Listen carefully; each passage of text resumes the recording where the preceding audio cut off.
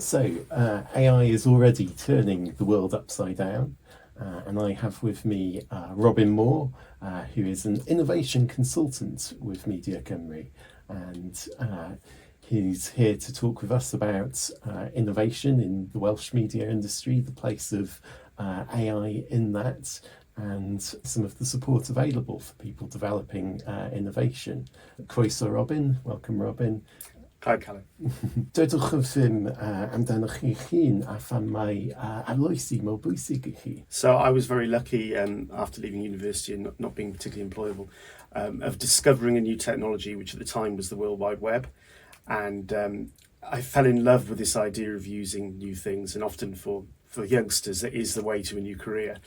But I was quite lucky to then develop both websites for the BBC, and then find myself developing any new technology that came along and how we should utilise that for content creation. And really it's very exciting because you can be very creative in the technical sector and work with other sorts of visual creatives and performance creatives and storytellers while being at the cutting edge. It also is important because it allows us to control what that future will be. If we tend to try to keep with our old skill set and use the ways we've already worked, we often find the audience moves on without us. They will take the new technologies on, they will change, and we are forced, often by someone else doing it, to try and keep up, when I think it's much better to take hold of innovation and be in control and control that future. And that means being aware of what technology can do, utilising it and seeing how you want to use it, both in terms of creativeness, in terms of how you create your creative content, but also in terms of ethics and in terms of what's actually good for the audience. Great. Sut mae sector Creadigol Cymru yn archwilio arloesedd AI? So much like most media sectors, we're following the big fish, if you like. A lot of AI is delivered by the really big technology companies. It costs an awful lot of money, you need a lot of server infrastructure, and most importantly, you need access to a lot of data, because most of the AI we're seeing at the moment is basically machine learning. So you need data to train the machine in order for it to do something useful and usually mimic something that humans can do, either because it's cheaper or often because the machine can do it a lot better. An average AI model might have millions of parameters. Humans, when they're making decisions, are using perhaps 5 to 7 things at once. So an AI can often see things that we can't see, which can be extremely useful. Now, in terms of the sector here, we're mainly like anywhere else in the world, following those big fish. Often they will create AI systems that are meant for one purpose, but actually turn out to be useful for other things. And companies here can spot that. And they can do it at 2 levels. Either they can just use what I call commodity technology. So it's when an AI becomes part of a software as a service platform that you can get a subscription to. So for instance, something like Midjourney, which is a stable diffusion model that allows you to generate images. So for instance, this company locally, Storm & Shelter, who've shown how they could use Midjourney to do their concept development for animations or ads. It's not replacing the person who's doing the development, it's just speeding up part of their workflow and a human's still making the key decisions. At the other end, we can try and create AI, so you're actually generating systems if you've got enough data. But you do need to have a lot of data for this, so it does tend to be just the bigger companies. But we've got companies in the regions that have looked at deep search, so using natural language processing on how they can deliver content. We have companies that are looking at audio and video search. So if you're managing the archive for a large broadcaster, for instance, you can do that better if you have AI tools that can analyze the video footage. Not just the simple things like transcription, which we have to remember is AI, because a lot of the tools we use are AI, but we forget they are. But also it can work out who's in which scene, where the scene cut points are, maybe certain dynamics and spotting certain objects in the scenes, which help people then when they want to use the material later. But generally we tend to be more at the level of trying to spot the opportunities in the technologies that someone else is creating and create something new and novel, the innovation, out of the way it is applied to the particular problems we have here. So obviously there's quite a bit of work around the Welsh language, because that's one of the idiosyncrasies of our particular market in Wales. So for instance, I've been looking at a project around doing lip syncing and seeing how the generally trained models work for Welsh, so that you can have a piece that is being dubbed. You also move the lips on the people, so it looks a lot more natural. But there are lots of other technologies that really we've been looking at for the last couple of decades, but particularly around language translation, subtitling, access, those sorts of things. Beth yw'r datblygiad mwyaf cyffrous o ran AI yn y sector? So in terms of particularly the media industry at the moment, there are near-term things that we really can use now. So people are looking particularly at tools like ChatGPT, not necessarily ChatGPT, there are other models around, but the ability of those language models to speed up processes in terms of writing. Now, obviously, there are some tensions in that area because while it can be very helpful to speed up certain bits of the process, and it can open up completely new forms of content that you couldn't have a writer write live dialogue for you in a game. So there are some things it can do that writers very clearly couldn't do. There is a concern that it takes the authorial voice of the writer, and that actually it'll put particularly writers lower down the pecking order out of work. I believe this is kind of already happening, and there are challenges in the journalism space around this. But that's definitely an area lots of people are looking at, particularly if that idea of being able to engage people or deliver really niche content. So content you wouldn't normally have a budget to pay a writer to do. The AI is actually very good at editing content as well and doing services around that, which can be interesting. The other side tends to be generative AI around vision. Mainly at the moment it's stills. And so some of the still creation systems like DALL-E, Midjourney, Stable Diffusion, they've become very good at making almost photo quality. In fact, with a lot of Midjourney images, you'd be pretty hard to spot whether it's Midjourney or not. In fact, you tend to spot it because it's too studio looking. It's actually been trained to do studio lighting so much that it looks false because it's hyper real. But that's very interesting in terms of how we might use stock imagery in the future, and the idea that anything you can imagine can be created, and it's actually a lot quicker than trying to search a stock imagery database. Definitely is, I would say, the end of clip art.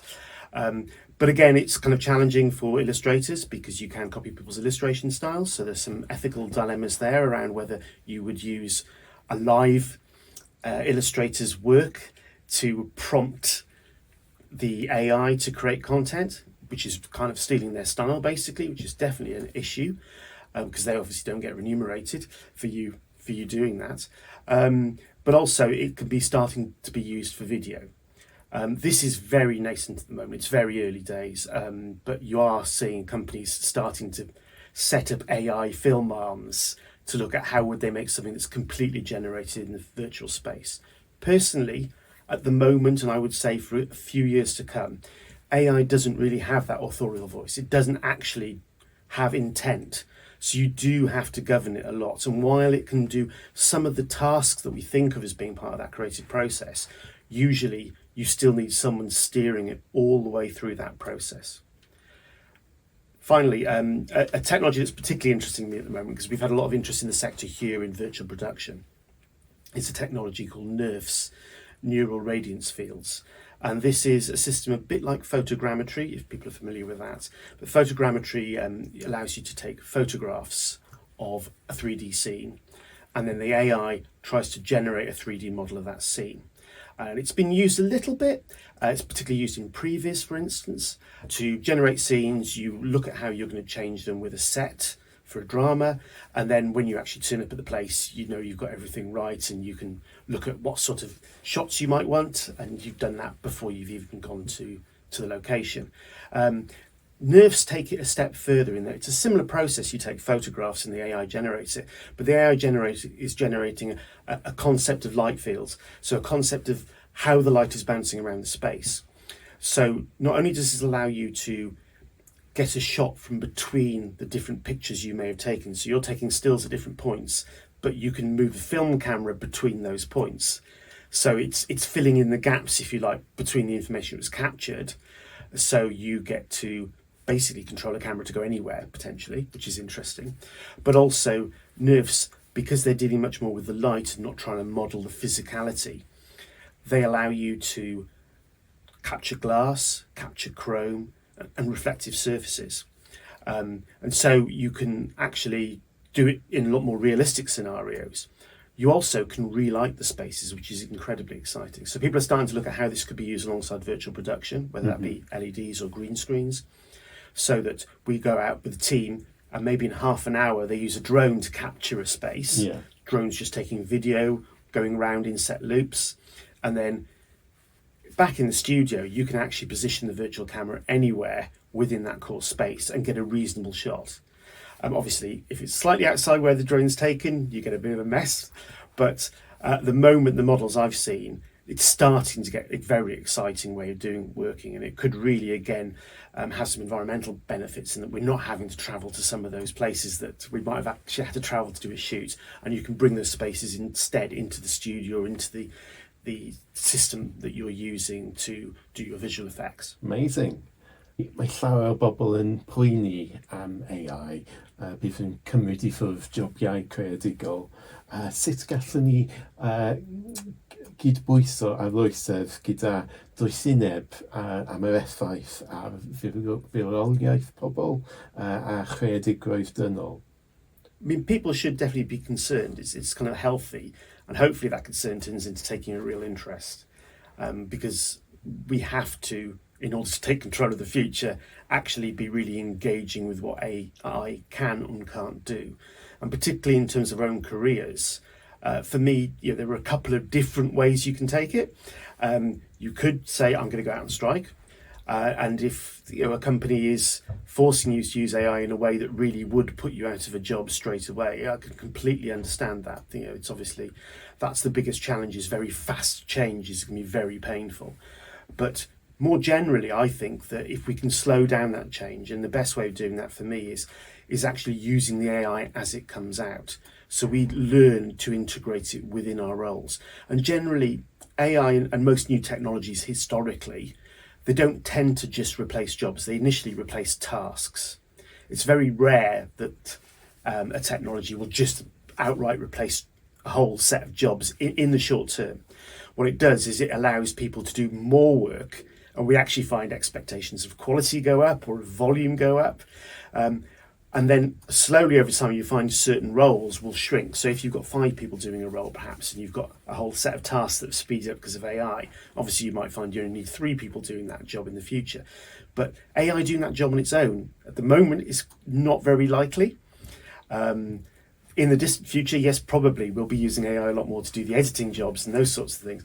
But at the moment, and in order to slow down that rate of change, because it's the change that's really scary, we just need to make sure that we're utilising AI, building it into our work, we're taking the benefits, the advantages, the creative opportunities, that time saving out of it, and finding new things to make.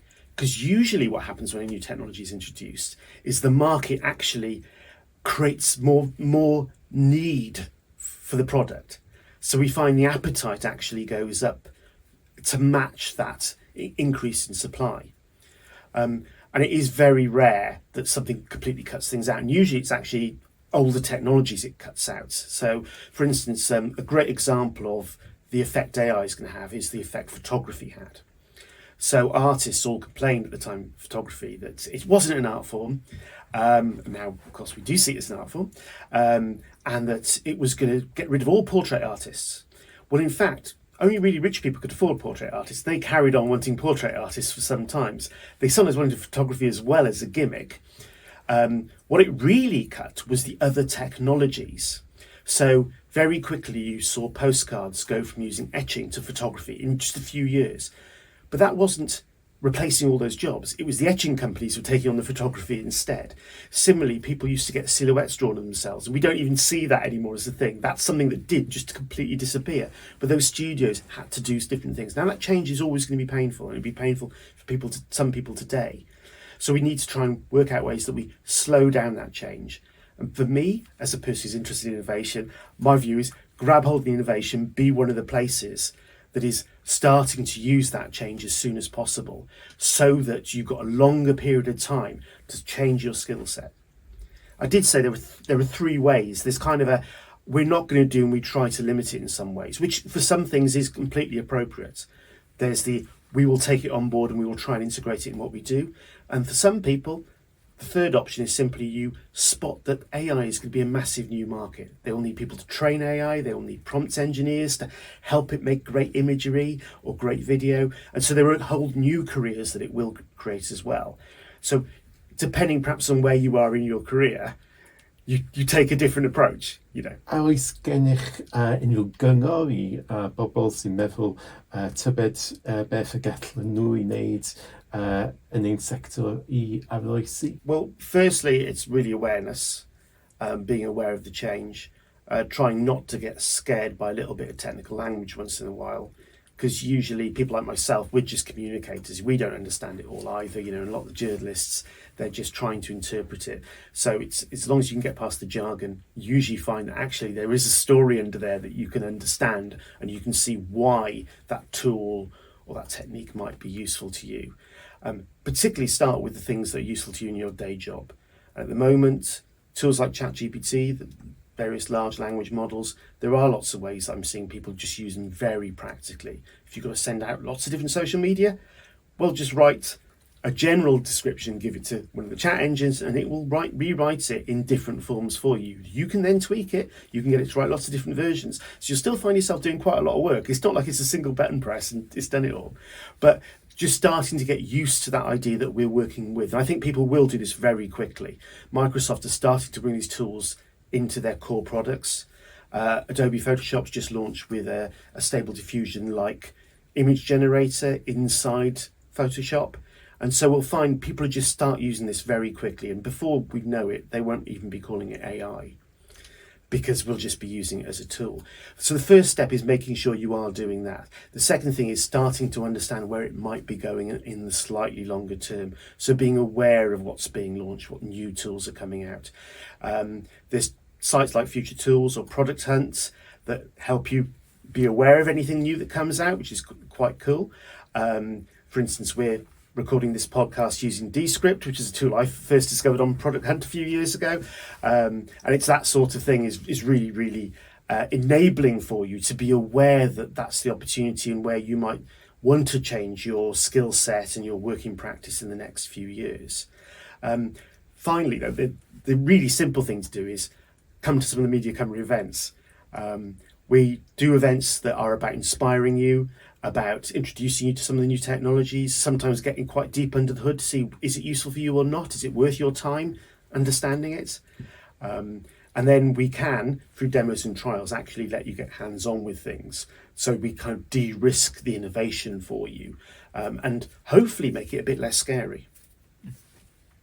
And one of the events that you do is the innovation surgeries. Do you want to say a bit about that? So the surgery sessions are really kind of the step on from coming to our usual events. So we hope we've inspired you, or often people are already kind of in the space where they want to innovate. They just need a bit more support. They need a bit more help in de-risking that innovation. So the surgeries are really a case of flipping the dynamic. Usually we're telling you about all the stuff that's cool. What we want in the surgeries is you tell us what you actually need. We start by doing a bit of horizon scanning, which is simply looking for the technologies that might be relevant to what you do. And we then think about ways you could apply it to the business and the different benefits that you could get from the technologies. Now, those benefits could be new ways of reaching the audience. It could be new ways of more deeply engaging the audience. It can be cost effectiveness or time saving in terms of your own production process, or it can be just simply being more creative and giving you completely new creative options you never thought you had. And we go through those. Often it's a case of matchmaking. I don't know everything. So it'll be a case of me saying, well, at the higher level, here's what might be of interest. Oh, and if you're interested in that, or perhaps you should talk to this person, they're a specialist in this. And we'll also help people, particularly with startup businesses, with their business support. So my partners, Town Square, offer Startup Club, and they can offer support off the back of the surgery sessions. But the surgery is kind of a dialogue, and we often find that we end up pushing people into our funding rounds, and then off the back of the funding rounds, they'll come back for surgeries if they get funding to look at how they actually develop their R&D projects. And one of my specialisms is on rapid prototyping and how to do live pilots. So often we help people around thinking about how do you test something as efficiently as possible, and really learn from your research experience, because it's all about that. How do we learn something new that we can apply to our businesses? Amazing. Diolch yn fawr, thank you very much. Please do check out media.cymru for more that's going on, and to find out more about the innovation from Robin and many other people across the consortium of organisations working with Media Cymru to drive innovation in the Welsh creative sector. So thanks again. Thanks, Gav.